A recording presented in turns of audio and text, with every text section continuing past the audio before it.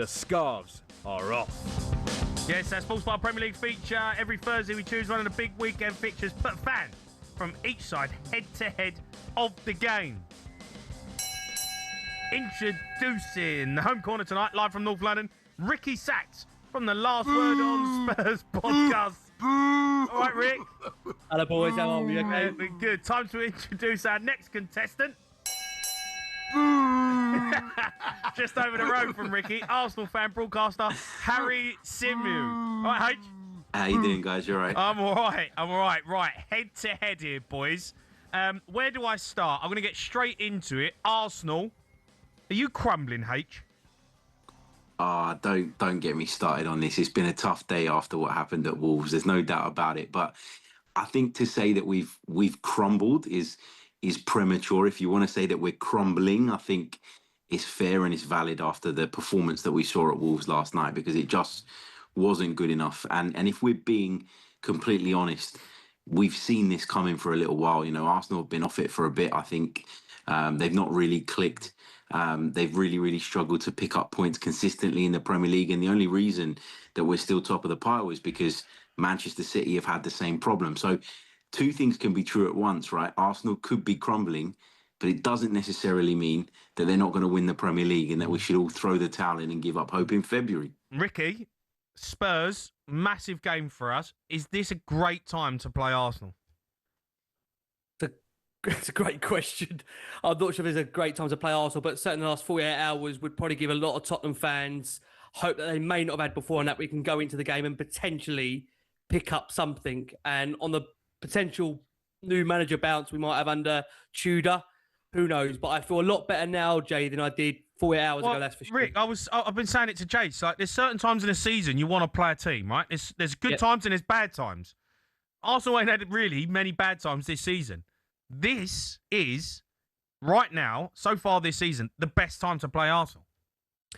You would say that? Yep, you would say that. I mean, you can hear my voice, Jay, that I'm potentially cautiously optimistic. At the same time, we have to always remember we've only got 12, 13 fit players, and the manager's only had 5 days maximum. Only need 11 though, Rick. We only need 11 out there, son. You only need 11, you're right. You only need 11 out there. Look, if these players give absolutely everything and leave it all out on the pitch, we've got a chance. I think it's been the biggest frustration of the season, that whilst you boys and you, Jay, especially have rightly said, Thomas Frank has at times dug his own grave when he's been the Spurs head coach, and his failure of producing any kind of side that's going to go out there and play any kind of attacking football. The reality is that also the players owe the Spurs fans a performance, right? They owe us a performance. We have not won this fixture for far too long. So this is now an opportunity for every single player to show us something. And for 90 and a bit minutes, you know, we've got our frustrations and anger with regards to the board, Johan Langer, Vinay Venkatesham. We just need to get behind the team, get behind the manager and support the boys, because this could be a game that would hopefully change the feeling around the season. We need a result. We massively need a result to hopefully ensure our Premier League status, which is absolutely a thing that I should not have to be coming to say on talkSPORT as a Tottenham fan, but it's got that bad. It's honestly, every time I hear it, I crack up. I'm sorry, Ricky. I know there's a genuine concern, but talking about holding on to your Premier League status, it's mad. It's crazy. It's where we've got to. Mental. But this is where we've come to. Under this ownership, it's where we've come to, unfortunately. I know, this but is the reality where we are. We can stick it to the Gooners at the weekend and derail their whole season. Oh, come on, Jamie. Just think how Harry's going to feel Monday morning. Listen, Jay, I want to share your optimism. I do think we've got a genuine chance of getting something out of the game. I just think we need the first goal. I know that sounds, again, people might think, again, that might be facetious in me saying that, because Arsenal have crumbled when they've had 2-0 leads. But the reality is I just feel with our home stadium and the way the mood has been there, Jan, you know this personally, we need the first goal in this game to really get the fans on side, because I think the atmosphere beforehand is going to be electric. You know, Spurs are going to build the atmosphere. It's going to be noisy in that stadium. If we can get the first goal, I share your belief, Joe, we can rattle them. I think we can rattle them, because you look at Arsenal, they're not in the greatest of places right now. And you look at the way they left that Wolves game at the end there, there's a lot of frustration, a lot of anger. And I don't know if H will agree. I think, you know, sticking it to Arsenal, what you said there, Jay, maybe we've got an opportunity, but we can't get away from the fact we have only got 12, 13 players. But you're right, it only takes 11 to win a football match. H, there is a title race going on, but for my money, this is not because Manchester City have put you under pressure. They're not chasing you, not closing you down, not breathing down your neck. But if they are, you've allowed it. That's how I see it. It feels to me as if you've not grabbed it by the scruff of the neck, where you really, in all honesty, you should have done. And I think you've let City back in to try and win it. And not because they've been brilliant, because you've let them. Yeah, of course. You're absolutely right. We have let them. We've had multiple opportunities over the last few weeks to extend the lead, to put Manchester City in a position where they would probably look at it, and even with their powers of recovery late on in seasons, will probably think it's beyond them. I mean, Bernardo Silva a few weeks ago when they beat Liverpool at Anfield, he said after the game, if it was 9 points, then maybe we would have thought that this was not doable and not possible. And we've had opportunities to build a lead like that. In fact, we got close to having a lead like that, and we've thrown it away. So you're absolutely right. I just to quickly go back to the Spurs thing though, and this fixture in particular. The fact that, and Jamie, this came from you, but the fact that it's, we can really stick it to the Gooners, that just sums the Tottenham mentality up. Ange Postecoglou's come out and had a pop at your club because even he can smell the lack of ambition, right? He's experienced it firsthand. And to me, it's amazing that for you guys, it's still, like, even when there's no competition between us, when we're miles apart, for you lot, it's the cup final every season. It's your cup final as well. To Arsenal? No, it's not. Yeah, it is. We're in a cup final on the 22nd of March, mate. Spurs is your cup final. H, you need to win this game. You need to win this game, H. The reality is you need to win this game.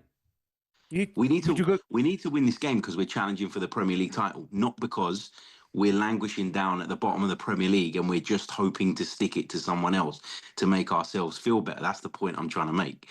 And I know not all Tottenham fans feel like that, but it just makes me laugh that the first thing that comes into you guys' minds with this game is, let's stop Arsenal. Just like you celebrated when Man City came there and turned you over. Oh, it's so good. Because exactly, but that sums you lot up. That sums you lot up. To dare is to do, apparently. Even Ange Postecoglou. What did you do last season? What do you mean, what did we do last season? We finished how many positions above you? What did we win? Oh, come on. You won a second-rate competition. We won a trophy. Oh, yeah? Come on. We won a trophy. Okay, let me ask you a question. Yeah. If Arsenal win the Carabao Cup on March 22nd and nothing else this season, what will you say about their season overall? You've had a stinker. Right. So the Carabao Cup on paper nowadays is harder to win than the Europa League because... No, it's not. Yeah, it is, because Arsenal are in it, Liverpool are in it, Man United are in it, all the top Premier League clubs are in it. Who's in the Europa League these days? No, I'm not having that. The reshuffle of the European competitions means that cup is nowhere near as strong as it used to be. Good trophy. You know what? It's like listening honestly, you haven't won one. You haven't won a European trophy. You lot, it's like listening to two bald men fighting over a comb. It is. It is. We win this, we win that, we do this. Listen, I'm going to ask you both this question. I'll come to you first, Rick. Is this the biggest North London derby in Premier League history? Because of what's at stake? Arsenal can win the title. You can get relegated. Where do you place it? H, I'll come to you in a second. Rick? No, it's massive. I think you're right, Cundy. It's a massive, massive game. It's up there, definitely 100%. Definitely up there. We need to get something out of the game. We need to try and put a spark into what has been a horrendous season domestically. So you're right, massively up there. I totally agree with you. H? It's no bigger than Wolves was last night or Brentford away was last week for us because we're in the title race. No, but because what this means for both, because you can affect their seat. This is not just your average North London derby. If they beat you, right, they probably put a nail in your coffin. If you beat them, you could put a nail in their coffin. I don't think so. Arsenal could draw at the weekend and still win the Premier League. Of course. And Tottenham could lose all of that is true. And still survive. They will survive. All of that is true, but you don't see You don't see this as one of the biggest ones you've had in Premier League history. I think that the narrative around this one has shaped up quite nicely because of the way Arsenal have dropped points and because of the position that Spurs are in. But realistically, Arsenal still could win the Premier League title, right? We're still in a great position despite everybody wanting to pretend that we've completely fallen apart. And the same with Tottenham. They're not going down. Come on, this Tottenham team are not going down. It's funny and it's easy to point a finger at them as a rival fan and all the rest of it. They're not going down. There's no way that Tottenham Hotspur get relegated this season. And there's still a great chance that Arsenal win the Premier League. Let me tell you this. We beat you at the weekend. Your Premier League's over. We'll see.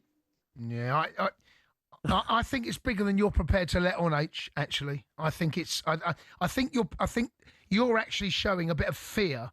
This is an enormous game for both sides, and there's so much at stake. There's so much at stake. I agree. Spurs' Premier League status. You winning the title. You're trying to just play this down as a normal North London derby. There's a fear in your voice, H. No, there's not. I'm is. just tired, mate. It's Ricky, jump on it, voice. mate. Ricky, they're scared, mate. They're scared. They're doing it again, Rick. I can feel it. I can feel it. I can feel bottling coming on. Oh, here we go. From the perennial bottle jobs. I suppose it takes one to know one, so fair play. Where you go? Boys, what's the score going to be? Go on, Ricky, as a home side. I will say a valiant 1-1. I'm going to agree with him. I think a 1-1. I'm going to go 1-1 as well. I am. I really think we're going to nick something. I've just got that feeling now on the back of that Wolves game. I think Arsenal are wobbling. I really, really do think they're wobbling. Jay? I'm going to go 2-1 Tottenham. Oh, wow. H? Tottenham 1, Arsenal 3. And that could all three can happen. All three can happen. I know. It depends. Yeah, Arsenal are wobbling. We don't know what Spurs are going to look like under the new manager. Bit of Igor ball. Igor ball. Hey, just before I let you go quickly, we had this discussion earlier, right? If you finish second, you lose the final of the Carabao Cup, you get to the final of the Champions League but lose, and you lose the FA Cup, would you sack Arteta? I don't want to be drawn into saying that I'd definitely sack him because it depends on how it all pans out. But what I will say is this: if we end up potless come the end of the season, having built this squad, having gone through everything we have over the last few years, I do wonder if it's possible for this project to continue. Like, I do wonder if you can pick these players up and go again without something major changing. So I don't want to be drawn into saying he should be sacked because I think it's disrespectful to the job he's done and where we're at versus where we were when he took over. But I would be questioning whether we could go again for sure. So there would be a conversation to be had there. I don't deny that for a second. Okay, cool. All right, boys. Cheers, boys. Thanks a lot, boys. Thank you, boys. See you on Monday. Right, that was our Premier League feature. The scarves are off. All thanks to talkSPORT Bet. Terms and conditions apply. 18+. Beganware.org.